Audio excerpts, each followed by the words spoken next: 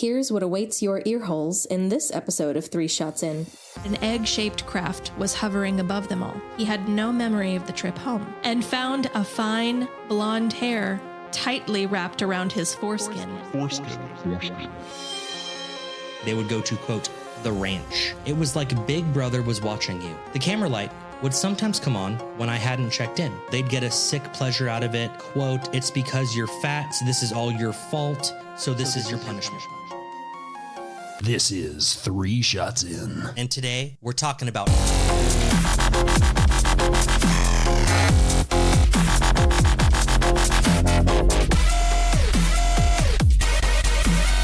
Hello, Shotheads. This is Jess from the 3 Shots In podcast, here to let you know that we're continuing the show after our unannounced hiatus. I've had to take a step back from the podcast. I've been editing everything solo for the past few months, and I just got burnt out, but it's given me the opportunity to make some changes, make the editing process smoother, and keep 3 Shots In about fun and good times, which is what it's always been about. Jake is still a huge, big-nosed part of the podcast. He's just been incredibly busy, so while I plan and prep for a new season of the show, we'll be releasing 5 unaired episodes from last season to our patrons first, and then to the public, and hopefully not long after that, we'll be back at it posting weekly episodes and going live with you for drinks and for laughs. For now, thank you guys so much for continuing to listen and for all the love and support. Stay tuned and enjoy. Hey, everyone. Welcome back to 3 Shots In. I am Jake. And I'm Jess. This is episode 34. 34. Last week, we talked about winners, and today we talk about... losers. Fucking losers. I'm pretty excited about this one. I found quite the loser story. The Biggest Loser. Hot reality show? Or scary scandal? Oh my gosh. I don't know if scary is the right adjective, but ooh, scandalous. Right. Yeah, a lot of shit went down, and we're going to go into that later. But first, we had shots of Skelly vodka, Skelly tequila. Surprisingly not bad. I liked it. It was really good, yeah. Thanks, Grandma. Thank you, Grandma. That was a gift to me. I appreciate it. And just in time for spooky season. Yeah, we're there. We're there now. We're in it. You know what's the spookiest of all to begin this season? What is? We don't have drinks today. No. Something spooky went down. Yeah, we meant to record... Something spoopy. We meant to record much earlier. Just as we were getting ready to begin recording, we got a boil warning put out to the city that E. coli had infected all of our tap water. Yeah, so, they tested 2 different areas twice, and it came up with dangerous levels of E. coli. Dangerous enough to put out a citywide warning to boil your water before you use it, including like brushing your teeth and washing your face. Yeah, it was like, do not take a shower, do not wash your face, do not brush your teeth, do not do any of this. Now, mind you, I'm sure a lot of that is them just covering their asses. Probably. Because I'm sure ingesting it is really the only way to get E. coli, but who knows? Maybe it gets in your eye and you get pink eye or something. No idea. You know, because it's all that poop water. All that doo-doo water in the systems in Tyler, Texas over here. That's supposed to be fixed, though, in another day. Yeah, so. It said it will less than 24 hours. They're going to do an entire treatment and blah, blah, blah, or whatever. We'll see. Unfortunately, though, that is the reason why we don't have drinks today. Yeah, no, we don't, because we were going to use the water to mix with the agua fresca powder mix to make mango, and we were going to put some tequila, and we had mango flavored tequila. We were going to add that to it. We were going to put lime. It was going to be so tasty. It was going to be awesome. I really was excited to try it, but c'est la vie. It happens. I also happen to know that our mother, who is bringing fresh water to the house, the house of poo that you now live in, she's bringing water, and she's also bringing us cold Mexican beers. So we will have that to carry us through the evening. Mom to the rescue. Yes. In the meantime, Jacob, you got any updates for us? Honestly, so, yes, my wife is pregnant and she's like 20 something weeks now, 23 maybe. The baby is the size of a chinchilla. It officially weighs over a pound. Oh, that's like this big. Yeah. That's officially cute. Weighs over a pound, which is nice. And Danny was like, she's feeling big because like she no longer gets slim anymore. It just stays out now. Because, it used to be she was like small in the morning, and then like end of the day was like, it looked like she was pregnant, like very pregnant. And then next morning it's back to like you can barely see a bump or whatever. No more. It is there. It is always there. Fully out. Yeah. And I made the joke that I was like, oh yeah, in the next like month, like your belly button's gonna pop right out. And she looked it up and was scared because like there were like women that were like saying that like it can pop as early as like 4 weeks ago for her. Mm-hmm. And she was like, oh my God, my belly button's gonna pop. And like all these women are saying it's like crazy sensitive and it hurts and blah, blah, blah. And I was like, yeah, maybe. And I was like, I don't think so. I've never heard anyone complain about their belly button when it pops. So I haven't, but I mean, maybe. I don't know.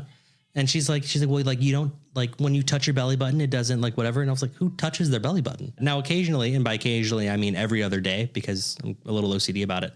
I do a cotton swab inside my belly button. You really do? Yeah, I clean it. I have not touched my belly button in years. Well, because see, it popped in my head like a long time ago, like at a party, like people were doing body shots. Yeah. And then I got like really self-conscious because I was like, no one can do body shots off of me. What if someone... Which like no one does body shots off of a dude. But like, I was like... Hold on. So then what's the concern? That you're going to do a body shot off of somebody and like suck up a bunch of like belly button lint? No, because I'm not doing body shots off of anyone because that's gross. Okay.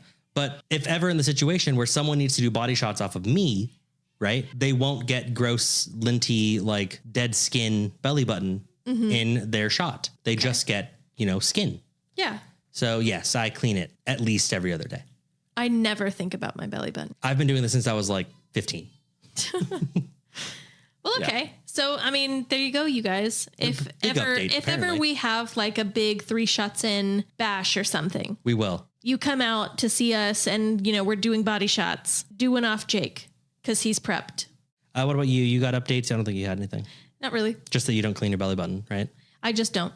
Yeah, that's a big one. It's a big update, I think. It's pretty small. I don't think very many people bother with their belly buttons. Like, it's not a very involved part of the body. But if someone were to do a body shot off of you, like off of your belly, from your belly button, you wouldn't be worried? You would just pour it in there? Yeah, it's alcohol. You'll be fine. So yummy. That's disgusting. Well, it's time, Jessica, to spin the wheel then, if we're all done with our updates. It is. That's true. Go for it.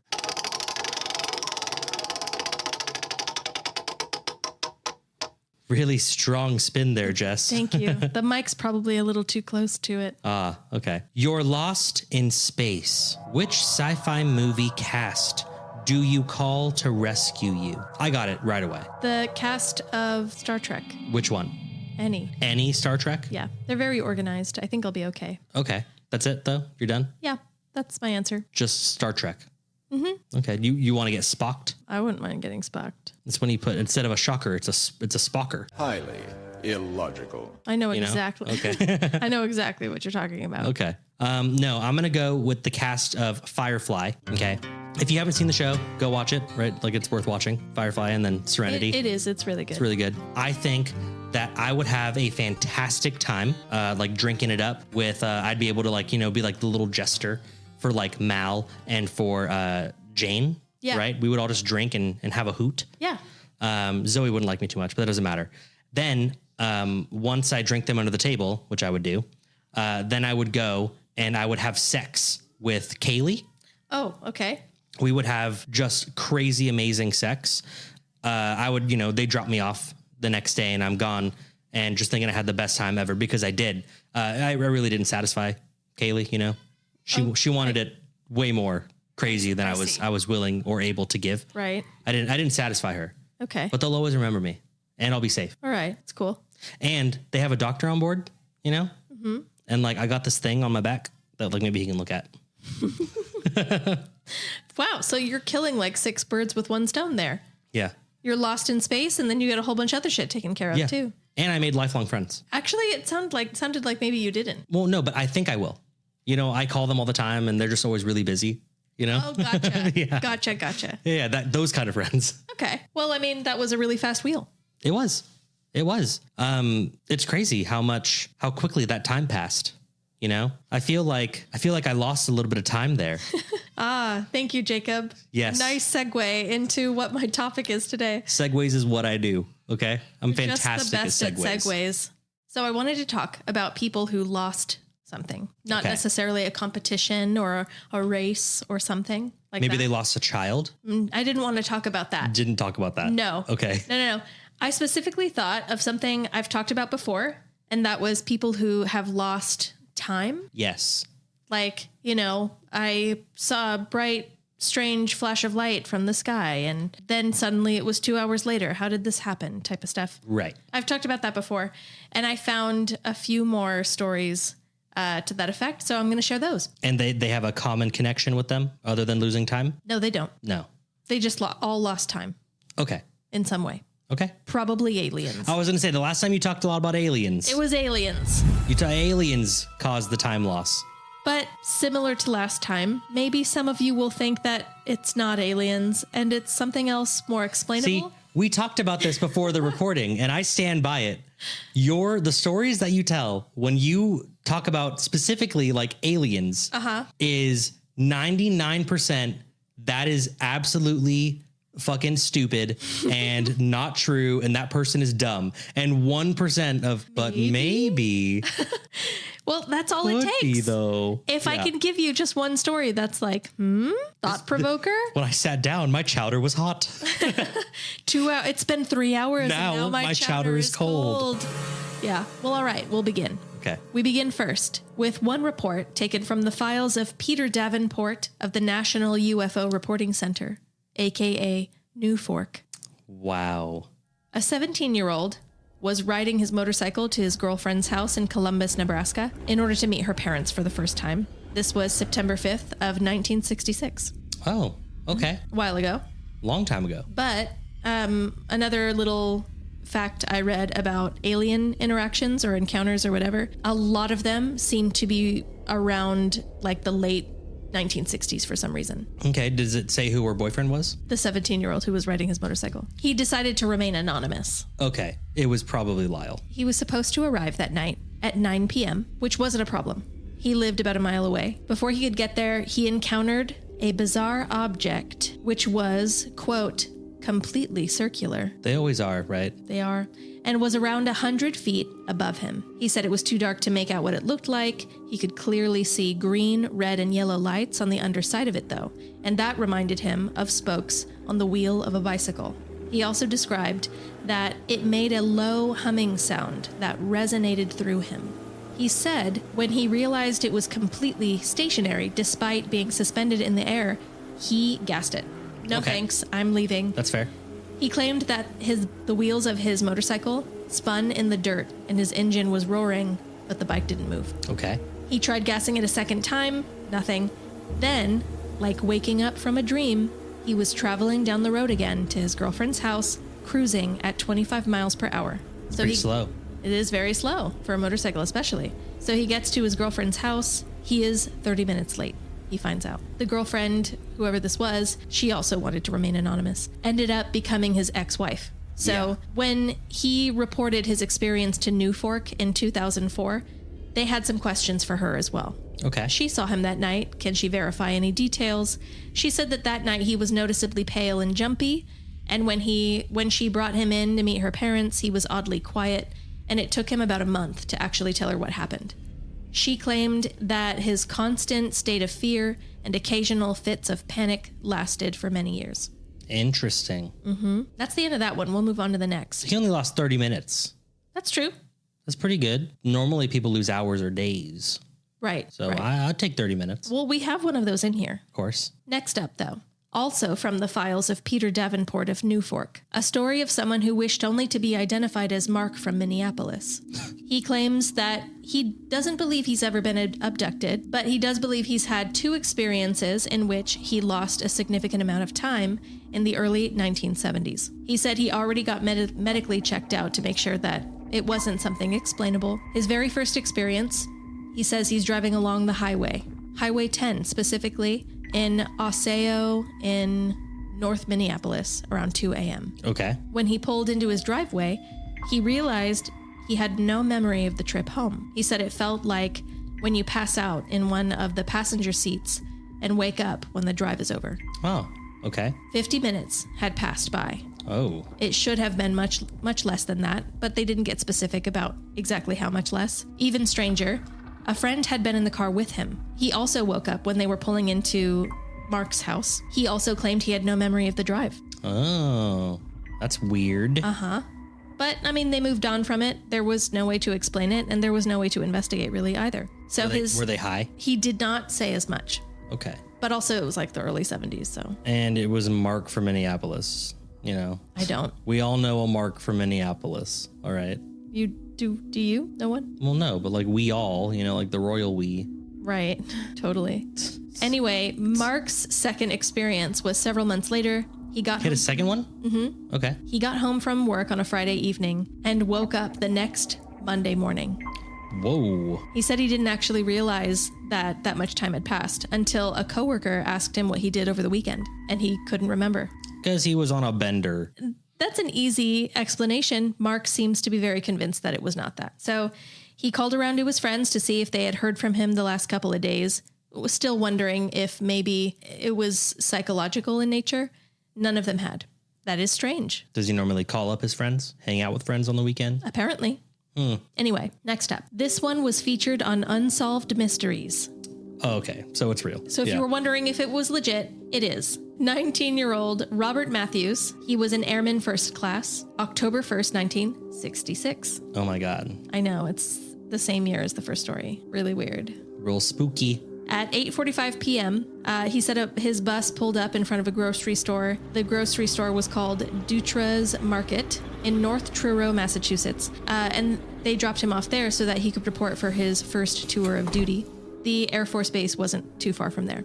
Okay. He said the bus driver told him to call the base. There was a payphone nearby, and they would send a truck down to get him. So he called, and they told him to wait there at the market. Dope. He told them, oh, this is a quote from Robert. He told me to stay there, and there would be a truck there to pick me up in a minute. While I was standing there, I saw these lights moving from right to left across the sky. That's when I felt this fear. Robert said he called the base back immediately to tell them something strange was happening. But when he did, they asked where he'd been. They said the truck got there only 5 minutes after they hung up with him, and he wasn't there. Since then, it had been an hour. Oh, he just disappeared? Wasn't there. And to him, it... Well, at least the military is very forgiving about that. Yeah. Super forgiving, very understanding. Honestly, though, the Air Force, if any of them was going to be, it'd be that. I mean, I feel like there's a common line drawn at tardiness and tomfoolery. Possibly, yes. Yeah. Possibly. This next one, I think it will shake you. It will shake me. Yes. Okay. A man in Sydney, Australia, named Peter Curry, claimed that on July 12, 1988, when he was about 16 years old, he was laying in bed when suddenly he was unable to move and surrounded by beings. One of these beings, they're very nondescript, inserted something that resembled a needle into his arm, causing him to black out. As soon as he came to, he ran around his house to check on his family, finding them in what he called a switched off state. Okay. When he woke them, they were all under the impression 10 or so minutes had passed. But in actuality, a couple of hours had, and an injury to his head was verified after this happened. Okay. Did his family see beings inject them with something? I don't know. Okay. This is Peter Curry's story. I'm so sorry, Peter. Not the Curry family's story. Right. Now, after this, he did recall something similar had happened to him when he was younger, back in his home country of Lebanon. Okay. He was about 7 years old. He and a few other children had gone up to a neighbor's flat rooftop to play. Dope. He said that he was the last through the door to the roof that day. And when he got through and the door closed behind him, he turned and saw all of his friends were frozen, quote unquote, and that an egg-shaped craft was hovering above them all. He said all of them blacked out and all of them woke up at once on the ground floor of the house with no memory of how. Huh. Spooky. That's weird. But Peter would have a third experience. July 23rd, 1992. Okay. He'd returned home at around 7 a.m. after dropping his wife off at the train station. He was recovering from a head injury. So if he could have driven her all the way there, he probably would have. But with a head injury, he should probably, keep it minimal. Okay. He said he felt unwell. He decided to lay down until he was startled awake and found 2 naked women kneeling at the foot of his bed. Oh. That's right. It's my kind of head injury, if you know what I mean. He described one as Nordic and the other as Asian. Okay. But that both of them looked odd. The Nordic woman had an elongated face with sharp angular features and blue eyes that looked oversized. She had fine wispy blonde hair that was very voluminous and very pale skin. I don't know what voluminous means. It looks like big hair, Oh, like voluptuous? Voluptuous hair? Sure. Is that it? Usually when people say voluptuous, they mean like curves on someone's body. Like they have big old titties or a big I was thinking butt. like your hair's got volume. Volume. That's what voluminous means. Voluminous. Oh, okay. Okay. Sorry, I don't know every word in the English language, Jessica. I didn't expect you to know every word in the English language. Anyway, so her hair had a lot of volume. Continue. It did. And her skin was very pale. He said the Asian-looking woman had brown skin, black hair specifically that was firmly in a page boy style. So like a bowl haircut, Okay, like a monk. but no hole in the middle. You know? Yeah. Yeah, like that. Like that kid from Stranger Things. Yeah, actually, yeah, Yeah. a lot like that. And he said that she seemed to have almost completely black eyes. Interesting. Peter said the Nordic woman seemed to be the one in charge. She was over 6 feet tall and strangely strong. She grabbed Peter and pulled his face into her breasts. Peter resisted. He tried to pull away. Okay. He did his best. But he lost. Over and over, she kept burying his face into her tits. Peter said he was starting to become disoriented from all the banging motorboating. around. Yeah. Yes. He said, in order to become free, he bit down on her nipple. Oh my God. Yes, so hard that he ended up swallowing a piece of it. Whoa. The woman didn't bleed or even seem to be in pain. She simply gave the Asian woman a look as though they weren't supposed to be there. Or maybe this was the wrong time. Peter looked away briefly because he was coughing on the nipple. And when he looked up, they were both gone. Okay. He had a hentai dream is what happened. He's a fucking weeb. You can't know that. When he was coughing, it caused him to need a drink of water. Okay. And that, after having a drink of water, you know, a lot of water, he had to pee, but it hurt. The story. What? What do you mean it hurt? It hurt to pee. Did they fuck his urethra? So he looked down and found a fine blonde hair, which did not resemble his wife's hair, tightly wrapped around his foreskin. So he put it in a baggie as proof. Okay. Peter Curry has had more experiences over the years, and he did form the UFO Experience Support Association, or UFOSA, a support group, in 1993. Here are drawings of the women who assaulted him. Oh my God.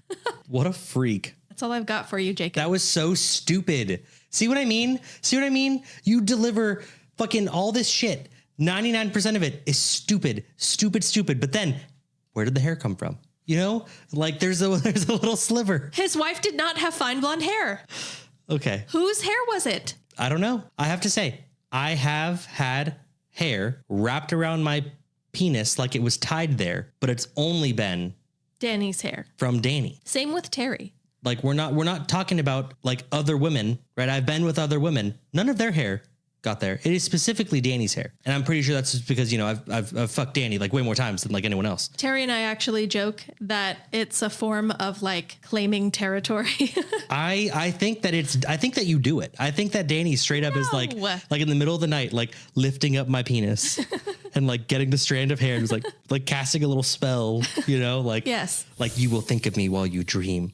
And then like, you know, brings it to her face and look. Yeah. I think it's a spell. I think she's a little witch. Terry believes the same. Yeah. The worst though, you know, like right before you shower and you're naked in the bathroom and like, I feel like there's like an itch on my leg or something. So I go to like scratch my leg and there's a hair. And so I go to like pull the hair and it like comes out of my ass cheeks. Like it's coming out of my asshole, you know, like it gives you that feeling. It's obviously it wasn't in my butthole, but like it's sliding through my cheeks and I'm like, oh God. And it's just like, it's like the longest hair in the world. Like, no, like end. Yeah. It's the worst. It's the worst. And it happens, you know, it just happens. What is the word for when someone's bleeding out and you tie like a belt? Tourniquet? A tourniquet. Yes. That's actually, you know, you've got a baby on the way. That's something you need to watch out for. Well, I'm having a girl though. No. Danny's hair will get around the baby's fingers and toes. Oh. For me, because I have 2 boys, I also had to check their penises to make sure that my hair hadn't somehow wound around that too. Damn, so maybe hair's just fucking evil. Hair's just little You think fucking like anaconda they're trying to actually, strangle them. like they're actually alive? Maybe they're alive. Mm-hmm. You got a little like Medusa strands. Mm-hmm. Yeah. Totally. Well, thanks, Jess. You're welcome. I hate you. Why? You're so much more educated now about the truth and, how dangerous it is out there. The world is a scary place. It is a scary place. Thank you for bringing awareness The to galaxy is a scary that. place. So scary. It is time for the break now. It is. So we're going to do that Okay. later. See you soon.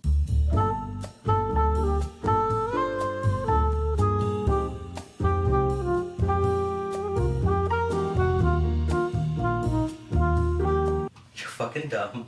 So I was looking through and I was like, I had found like the last one on the list, the military one. Yeah. And I was like, pretty cool. Like that one actually seems like it could be true. That's interesting. Because the Air Force Base verified it. Military's pretty accurate. Right. So If they said that truck and it- arrived at that time, I believe that truck arrived at that time. And then I saw a recommended article and it said hair wrapped around foreskin and I was like,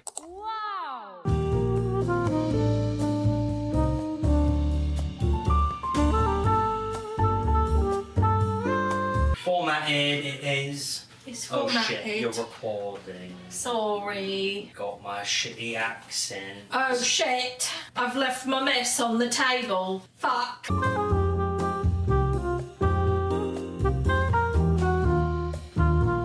Loser. No, you. Gosh, calling me a loser. You know who loses? Who's the losers? People that buy really crappy products. That's true. You know whose products will make you feel like you're winning? I like winning. Who? Our sponsors. That's right. We'd like to thank Tilted Tinker Woodcraft and Wizardry. They are a company that makes woodcraft products. Like plaques with all sorts of hilarious sayings and coasters with sarcastic twists. All of that dry humor is mixed in with Dungeons and Dragons accessories like dice towers, dice dungeons, and DM screens. Everything is made here in the USA. Yes, a family-owned business. They use American wood in American hands. You can visit their website at tiltedtinker.com, reach out to them at info@tiltedtinker.com. They are Tilted Tinker on all their social medias. That's Tilted, Tinker. You should go and buy something from their website because they're awesome. And they love us, just like we love you.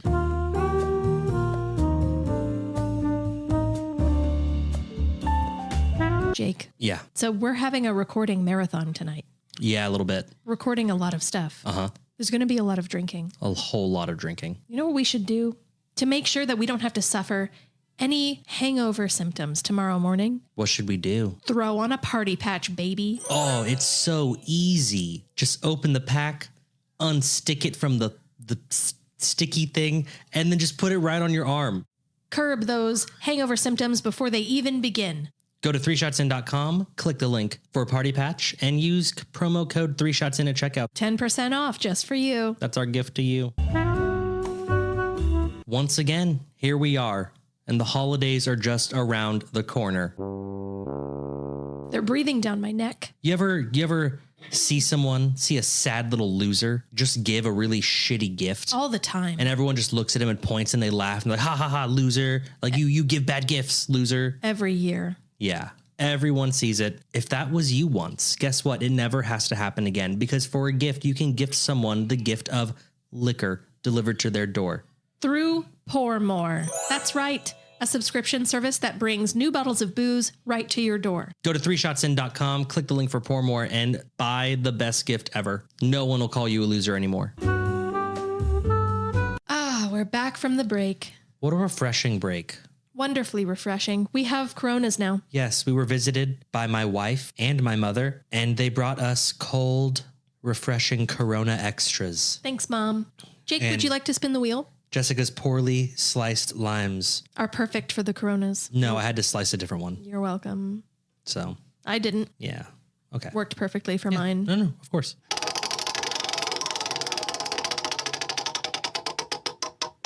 Who would lose in a fight between ellipses ? So I think this is a you choose sort of situation. Like one delivers upon the other and we decide. You and Michael Cera. Me. Beat the fuck out of Michael Cera.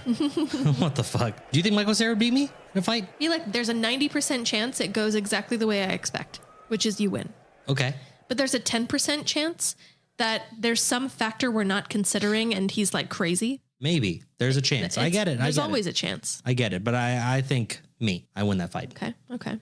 You and Jessica Biel.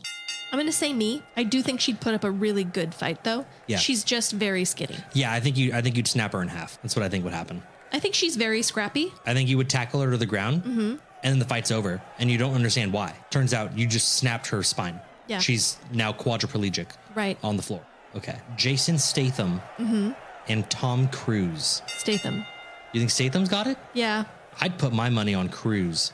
Not Cruise only is- do I think that Tom Cruise has superior training, both in length and quality, but also I think he's a shady little bastard. And I think he'd pull out on top for sure. Pocket sand or something. Pocket sand. I guess it'd be a pretty close one. Current day Keanu Reeves Ooh. or current day Will Ferrell. They're both pretty tall. My mind is telling me Keanu Reeves, but my body is telling me Will Smith. And You mean Will I think Ferrell? You said Will Ferrell? I said Ferrell. Oh, well, easily Keanu then. I thought we were talking about Will Smith. No.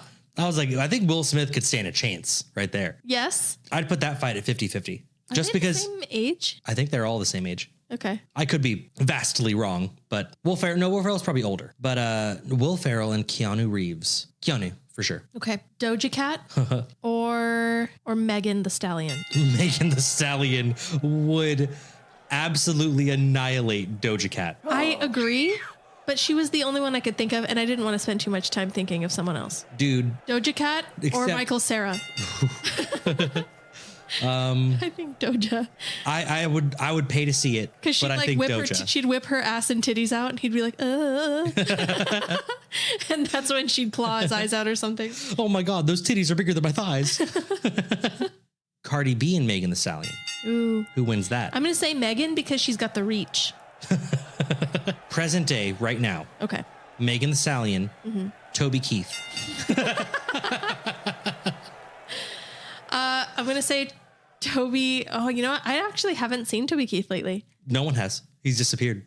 Oh no. Oh, I hope he's not sick or He's probably something. being like body swapped right now from Hollywood, evil Hollywood, doing their evil things. Okay. No, I'd put my money on Megan the Stallion. Now, mind you, I think it's like 60-40 because if Keith gets one good punch in, fight's over. But I don't think he will. I think Megan the Stallion would bob and weave that shit. She'd finesse. Oh, she'd get him. Okay. She'd get him in the end. Okay, last one, go. Helen Hunt or Sigourney Weaver? Modern day. Oh, Helen Hunt. What the fuck, dude? Sigourney Weaver, I literally watched her do martial arts in The Defenders. She can't move quick. She just can't. And I'm not saying that Helen Hunt can't either, but also can she. I think that if Sigourney Weaver gets a really good punch in, her knuckles break. Her fighting days are done. She can't win those fights anymore. Okay. All right, it's time to talk about losers. It is. In fact, the biggest losers. Oh no. So we're talking about the hit reality show, The Biggest Loser. It was like, you know, they're bigger people, but they can still function in their everyday life. It was like women that were like 240, 250 pounds and men that were like maybe 300. And they would send in like audition videos, and some lucky winners would get chosen to be on the next season of the show where they would compete to lose weight every week and, you know, get voted off, whatever. And then the winner is the person essentially that loses the most weight. And it's, you know, oh, like they lost so much weight. So Kai Hibbard, okay, struggled with her weight. She was a 26-year-old. She was 5'6" and 265 pounds.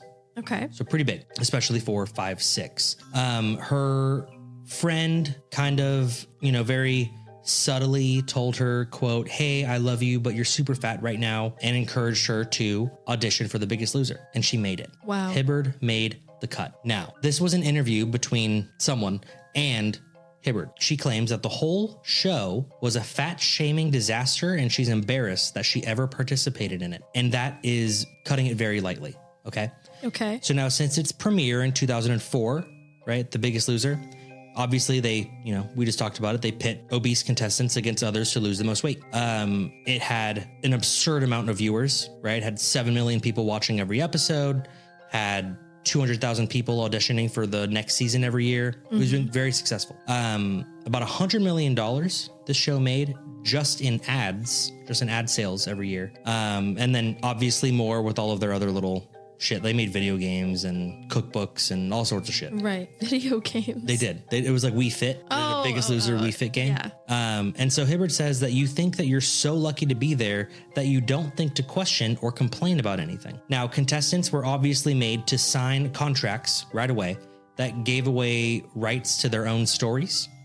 So their personal story was now owned by NBC, and it forbidded them from speaking poorly about the show. That's pretty standard with reality shows and whatnot. But once she was selected, Hibbert flew to Los Angeles. She got to her hotel. She was greeted by her production assistant, who checked her in and then immediately took away her key card to the hotel room, because when not filming, she was to stay in her room at all times. What? Yes. Now, the hotel will report to the producers if she was to leave the room. And she said that the production assistant said that they were worried that she would speak with other contestants, which was not allowed. Why? You only speak to contestants when the producers have you all on camera to speak. Okay. So this was a different person, but we're kind of following the same story here. He released some information to the Post. This was all anonymous, but says that when they first checked in, that a production assistant also took their cell phone and their laptop for 24 hours, and then they returned it. Did they bug it? That's what everyone assumes. Quote, the camera light on my MacBook would sometimes come on when I hadn't checked in. It was like Big Brother was watching you. That's so weird. Yes. So now it says that the initial process would select 14 out of the 50 that flew into Los Angeles. And those 14 would go on to compete. They would go to, quote, the ranch. Okay. Now they live, they work out, and they suffer together. The remaining 36 people, by the way, are sent home to lose weight on their own, and they return later in the season to show look, we did it. What? Yeah, kind of weird. I don't understand how it works. Anyway, those who remain, so the contestants on the show, are not allowed to call home. Quote, you might give away show secrets, Hibbert was told by a production assistant. What secrets that she couldn't just tell when she ended up home later? That someone went home during this week or whatever. I don't fucking know. Okay. I have no idea. Anyway, and after 6 weeks, contestants were rewarded. They were able to make one 5-minute phone call supervised by production. That's so gross. Oh, yeah. We haven't gotten into the bad part yet. She says that, this is Hibbert, I know that one of the contestants' children became very ill and was in the ICU. He was allowed to talk to his family, but he didn't want to leave because the show would have been done with him. We'll get into more of that later. He might sound like a piece of shit, but we'll get into that later. Okay. Once the contestants got to the ranch, they were given a medical exam, and then they began working out immediately. Okay. Anywhere from 5 to 8 hours straight. What? Yes. Hibbert says there was no easing into it because she was told that doesn't make for good TV. She says that her feet were bleeding through her shoes for the first 3 weeks. Ew. That's right. My first workout was 4 hours long. She says that she came into the show a few years before Hibbert. This is a different contestant. She weighed just over 300 pounds. And on her first day, she was put through a regimen of rowing, body weight work, kettlebells, interval training, Stairmaster, outside work with tires. Now, this was all constant. It was a constant circuit of all of this. When they needed a rest, or as the trainers called it, a cool down, they were put on the treadmill. That's their rest, was the treadmill. Okay. They said that at some point they thought they were going to die and that they just couldn't take it anymore. No shit. You haven't really been exercising probably, and now you're exercising for up to 8 hours a day. Straight. That's not normal. In a day. So the trainer would yell, get up, and then made a comment about how they were overweight and that it made the trainer sick, how overweight they were. So this person says that they got up and that she was just in shock, that all the contestants would say to each other, what the fuck just happened? Right? They have no idea the hell that they have just entered. Yeah. Couldn't they just leave when they wanted? We'll get into that. Okay. So the trainers, this was observations from the contestants, took satisfaction from bringing physical and mental collapse upon the contestants. Mind you, that's their opinion. She says that they'd get a sick pleasure out of it. They would say, quote, it's because you're fat. Look at all that fat you have on you. This is all your fault. So this is your punishment. Yes. Hibbert had the same experience as all this and said that they would say things to contestants like, quote, you're going to die before your children grow up. You're going to die just like your mother. We've picked out your fat person coffin. What the fuck? That was a text message she received. We picked out your fat person coffin. One production assistant had told Hibbard that they should all take up smoking because that would cut their appetite in half. Jesus. Yes. Meanwhile, we're just talking about the exercise. We haven't talked about their diets. Calories were severely restricted. So the recommended intake, right, for someone of her height or whatever, is going to be about 1,200 to 1,600 calories every day. And that's going to be in the range of losing weight healthily to maintaining weight, right? Somewhere in there. The contestants were ingesting far less than 1,000 calories per day. Oof. Yep. Hibbard says that the bulk of her food was provided by sponsors of the show. So the grocery list that was given to them, right? So they were provided groceries for their food. Her season had a lot of, quote, frankenfoods, like I can't believe it's not butter spray or Kraft fat-free cheese. That's the slices, by the way. Rockstar energy drinks and Jell-O. They're making so much money they couldn't just get them. They only gave them the food that the sponsors gave them to feed them. The fuck? Not blaming these sponsors. They probably had no fucking idea. Yeah. But yeah, that's what their diets consisted of was, wow. I can't believe it's not butter spray, Kraft cheese slices, Kraft fucking singles, Rockstar energy drinks, and Jell-O. Yeah. Anyway, at one point, Hibbard says that production had to do blood tests on all the contestants, legally for medical purposes. Mm-hmm. And the show's doctor had prescribed electrolyte drinks. They weren't getting enough water and they were very, very dehydrated. They needed also like sodium in their system. And so it said that they should all drink electrolyte drinks like Pedialyte, or now they make Gatorlyte or whatever. And then she says, but the trainer said, quote, don't drink that. It'll pull weight on you. You'll lose your last chance to save your life. But that's not what the doctor said. But the doctor doesn't know because he's not a trainer. And these are fat fatties who are going to die. Okay. Remember that? I do remember that. Okay. So extreme daily workouts and calorie restriction resulted in a very high weight loss, which is what the show wanted, up to 30 pounds in 1 week. I don't know if you've ever tried to lose weight. Like, I never, ever have. 2 pounds a week is the healthy way to lose weight, generally. Typically, your first week, maybe 2, if you really dive into it, you can lose probably up to 10 pounds in those 2 weeks. But then it steeps off and goes back down to that normal 2 pounds a week-ish. Mm-hmm. So obviously contestants didn't do that because if they lost under 10 pounds a week, then the trainers would get very angry at them. Oh no. Saying if you reduce your calories to far less than 800 to 1,000 a day, then you will lose weight, when in fact, your metabolism will start to shut down. When you add 5 to 8 hours of exercise a day, that's like, quote, running a marathon in poor shape 5 days a week. This was from a doctor from the Bowling Green State University. Don't know where that is, but they're at a university. So it is surprising. This doctor says that no one has been injured on the show. It's super surprising. That's not true. I don't know. Oh my God. It's not true at all. Okay. And it's so dirty what happens with the injured. Okay. Oh no. Have you seen The Biggest Loser? Mom was really into it. Yeah. The first couple of seasons it was out. Yeah. And then we just kind of stopped watching and I was never really interested. But you've seen an episode.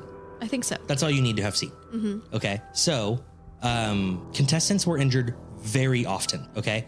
The first season winner, Ryan Benson, had went from 330 pounds to 208 pounds. Now, mind you, this is a show that's filmed over like 12 to 16 weeks. So in at most 4 months, he lost 122 pounds. Yeah. That's rough. Okay.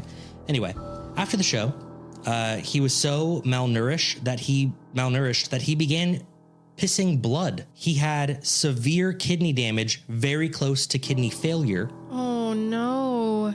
Benson later gained back all of his weight and he disavowed the show, saying that it was a terrible experience and he fucking hated it. No kidding. In 2009, 2 contestants were hospitalized. One required an airlift from the ranch. And 2014's Biggest Loser, the winner, Rachel Fredrickson, became the first winner to generate concern because she had lost too much weight. She had dropped 155 pounds in just a few months. She appeared on the cover of People with the headline, "Too Thin, Too Fast." She was only 5'4" and was 105 pounds now. And she says that working out 4 times a day, and within 1 month of the finale, right after, she gained back 20 pounds. But that's pretty moderate. so you've heard, sure, right? It's not that bad. Like she did pretty good. But so you heard people are injured on the show. Yeah. You never see it, though. No. No one's ever injured on the show. It never happens. It does. You just don't see it happen because Edit. the production is fucking dark as shit.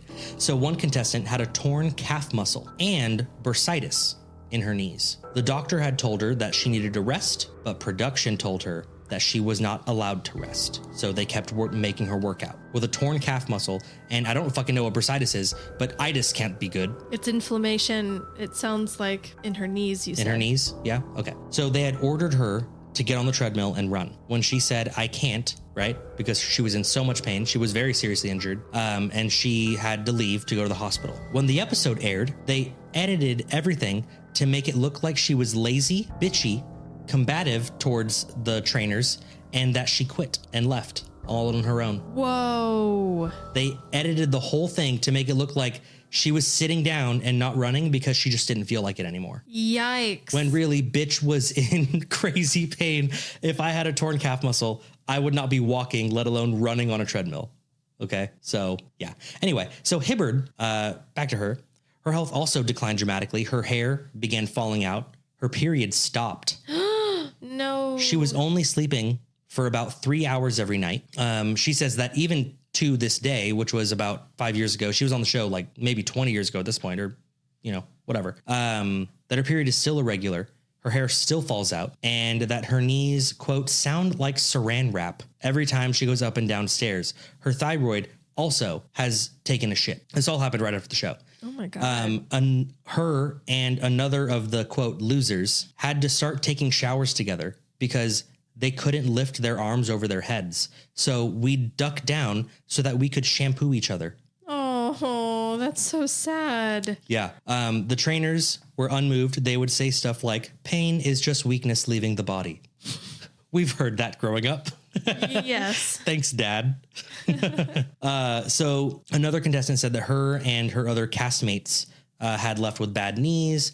There was one guy whose back was so bad he could only exercise in the swimming pool. And by the end of the show, they were surviving off of 400 calories per day and 8 to 9 hour workouts. Oh my God. Yes. That's so unreasonable. She says that someone asked her where she was born and that she couldn't remember, that her short-term memory was almost non-existent during that time. And even today still suffers very poorly, like very badly. I mean, Jeez. yes. So now you ask, like, why did they stay? Why didn't they just quit? Why didn't they just leave? Get the fuck out of there. So Hibbard says, you're brainwashed to believe that you're super lucky to be there. She saw a doctor after she left the show, and the doctor told her that she's exhibiting all of the signs of Stockholm Syndrome. Yes, Jessica, this is some Stanford Prison Project shit happening on reality television. What the fuck? Yes. That she said that during the show that she was thinking, dear God, don't let anyone down. You will appear ungrateful if you don't lose more weight before the season finale. And that's how they all felt. Other contestants said that the harassment and the bullying just made them want to please the trainers more. That she had lost this other contestant had lost 7 pounds in 1 week, which is great. And she forced herself to apologize because she had lost 12 pounds the week before and she didn't do as good this week. Yeah. For Hibbard, though, the low point came when her and her fellow castmates were brought to a racetrack. This was like part of the games. Remember they had like contests that they would do? So they were housed they basically lined them up in horse stalls as if like to race a horse, like a horse race. And then when the bell went off, they had to run, she says, neck and neck like animals.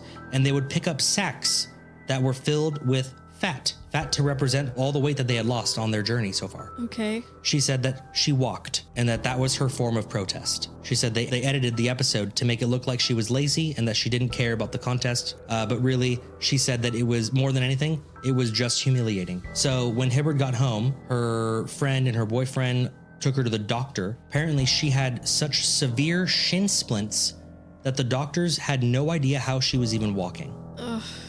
That was just, how it was. Anyway, That's so fucked up. After all this information came out, the show's most famous trainer, Jillian Michaels, quit The Biggest Loser. Fuck you. For the 3rd time. This is the 3rd time she's quit. And she said that she was, quote, deeply concerned about the show's, quote, poor care of the contestants. Now, look, if you watch the show, the trainers, they're barely there.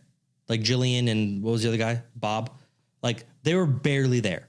So then who's texting them all this stuff about the trainers and the producers, not Jillian and Bob, the other trainers, the non-famous ones.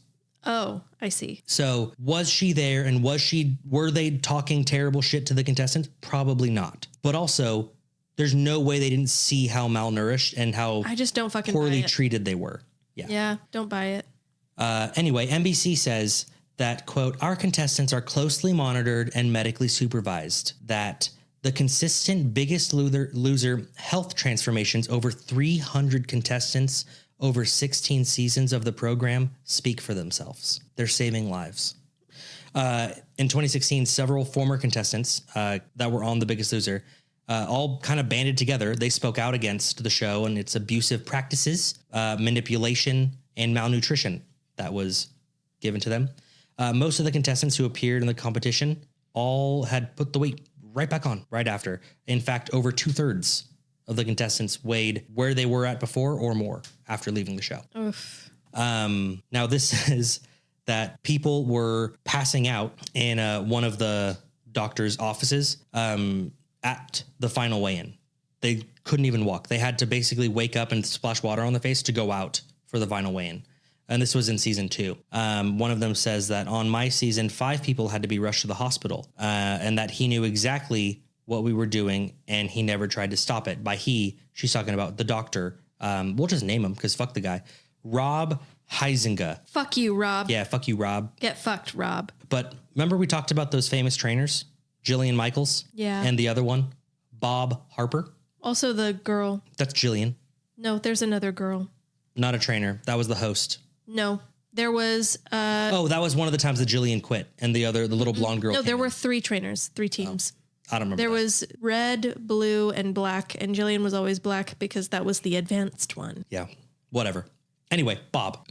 Many former contestants had alleged that Bob Harper, quote, supplied contestants with Adderall and Yellow Jackets. What? Yellow Jackets were pills that contained the FDA-banned ephedra, which promotes weight loss and boosts energy. He was giving them amphetamines. No. Yes.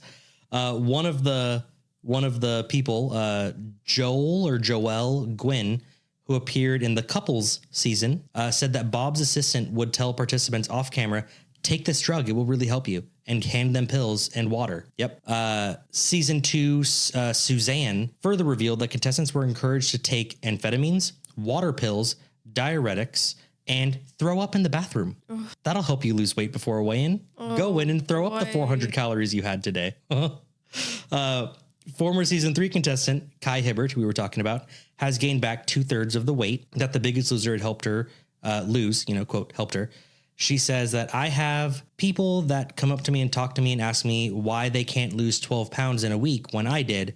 And she has to tell them that she didn't, that was TV, that it was not healthy in the slightest, blah, blah, blah. Trying to be all healthy. Of course. And NBC quietly canceled the show in 2016 when all of this started coming out without really any notice. They just canceled it. Well, thank God. And they were going to get down to the bottom of it. Sure. They began their own investigation, and that the findings of this investigation were not good, but they still renewed the show and started it again. Yeah. Damn. Oh yeah. Full on scandalous. I did not realize that was going on. Mm-hmm. It's fucking wild, right? Oof. And they made millions while doing this. Mm-hmm. And people watched it because, like you said, like I was saying earlier, like you watch the show and you see these people like not exercising and you're like, wow, like you're so fucking lazy. How are you not exercising? Like this is the one thing you have to do while you're here. They're implying that they're working out a normal amount, maybe an hour a day. That the exercises are simpler ones, but because they're doing it for so long for the first time, it's hard. And that then they go back. I can specifically remember now, like, and it's so fucked up hearing all of these details. I can remember one episode where they had, it was like I don't know what you would call it. It was like one of the challenge moments. They weren't working out. Yeah. But they brought them all into a kitchen and they were like, cook dinner for yourself or something. And they kept looking at like most of them were like, okay, well, let's look at what's the least amount of calories in here. And so someone was like, I'm going to have chips with hummus, and I'll have, or someone was like, I found this lean cuisine pizza that was like, it was like the size of a saucer. Yeah. And they were like, that's only 130 calories or something like that. Because it was like cauliflower or something like that. They're like, that's only 100 and, however many calories, 200 calories. That'll be my dinner. And so they, for them, that's a big meal. right. So they were all making decisions like that. And you were like, what? No, you need more than that in a meal. And then all of the trainers came out, the famous ones, Jillian included. And they were like, basically, like, what the fuck is wrong with you? Pizza? Yep. You should be eating. And they went out of their way to say you should be eating like up to this number of calories. And it was like a healthy number, go figure, because they were on camera. But you should be choosing these other healthier things. You need to think about protein. You need to think about You can fiber. have more calories if you're eating like half a pound of salmon. That's good for you. Maybe not half a pound, but you know what I mean? Like eat a big chunk of salmon. Right. Eat some fucking spinach. They came out and they like got on their cases, and the people in the room looked so confused. And in my head, I was like, how could you be confused? You're like, wow, you're all idiots. How are you hearing this for the first time? Yeah. They haven't said this to you already? Well, they were probably fucking scared to eat. Yeah. Mm-hmm. That's so fucked It's up. fucking terrible. Wow. I know. That sucks. I know. Awful. I'm going to spin the wheel. Okay.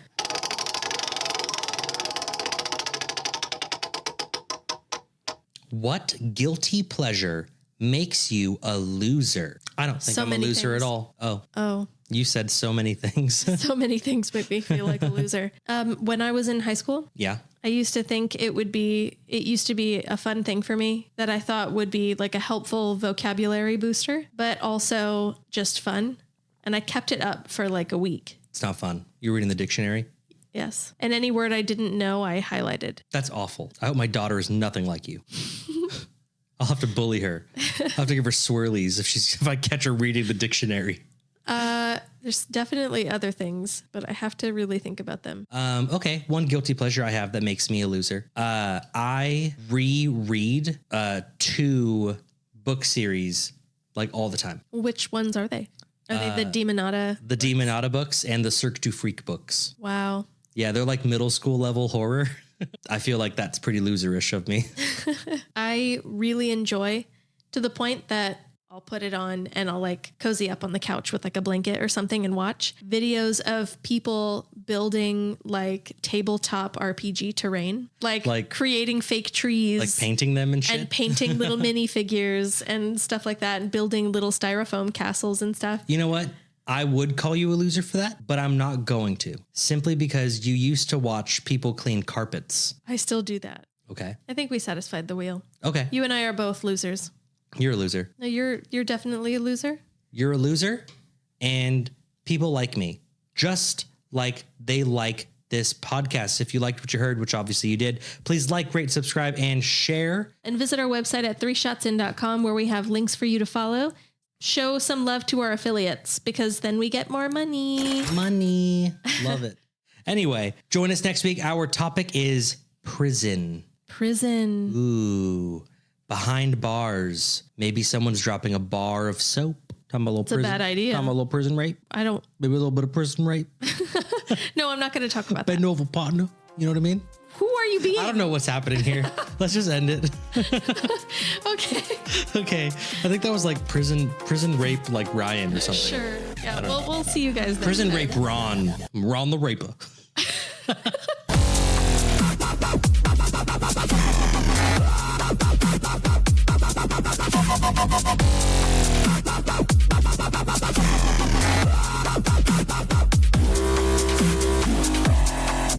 I don't know why.